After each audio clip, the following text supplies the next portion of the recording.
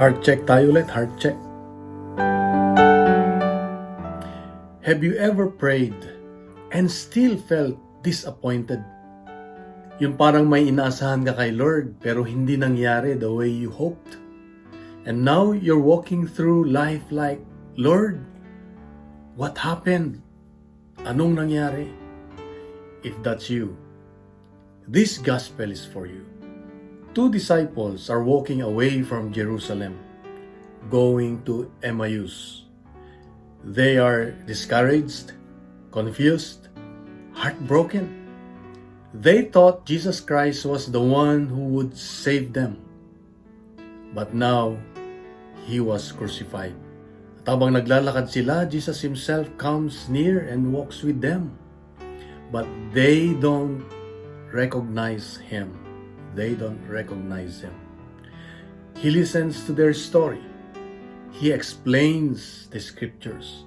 He slowly opens their understanding. Then at the table, when He breaks the bread, their eyes are open. Their eyes are open. Nabuksan ang kanilang mga mata. Nakilala nila si Jesus. And they say, were not our hearts burning within us while He spoke to us on the way? Mga kapatid, ganito rin tayo minsan. We walk through life carrying disappointments, unanswered prayers, confusion about God's plan. And we think, Lord, parang wala ka. You know, but the truth is, God is already walking with us, even if you don't feel it. Kasama na natin si Lord. He's walking with us, even if you don't feel it. The disciples recognized Jesus in two moments. In the Word, when He explained Scripture, and in the breaking of the bread.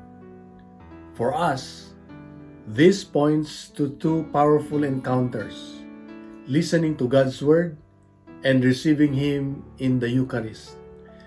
This is where our faith is renewed. So if you feel spiritually tired or distant today, start here. Stay with God daily. Kahit few minutes lang na prayer. Listen to His Word. Kahit isang gospel verse lang. Return to the Eucharist, to the Holy Mass. Encounter Jesus personally. And talk to Him honestly. Yung bang personal communication mo kay Lord. Bring your disappointments. Remember what the disciples said. Stay with us. Stay with us. That simple invitation changed everything. And so let us pray. Lord Jesus, sometimes I walk through life without recognizing You. Stay with me in my struggles and doubts and fears.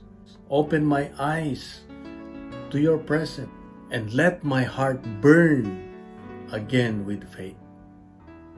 All this I pray in Jesus' name. Amen. In the name of the Father, and the Son, and the Holy Spirit. Amen. May I request to please share this gospel reflection to your friends, relatives, and community. Let's fill the social media with good news, not fake news. Have a blessed Sunday. God bless.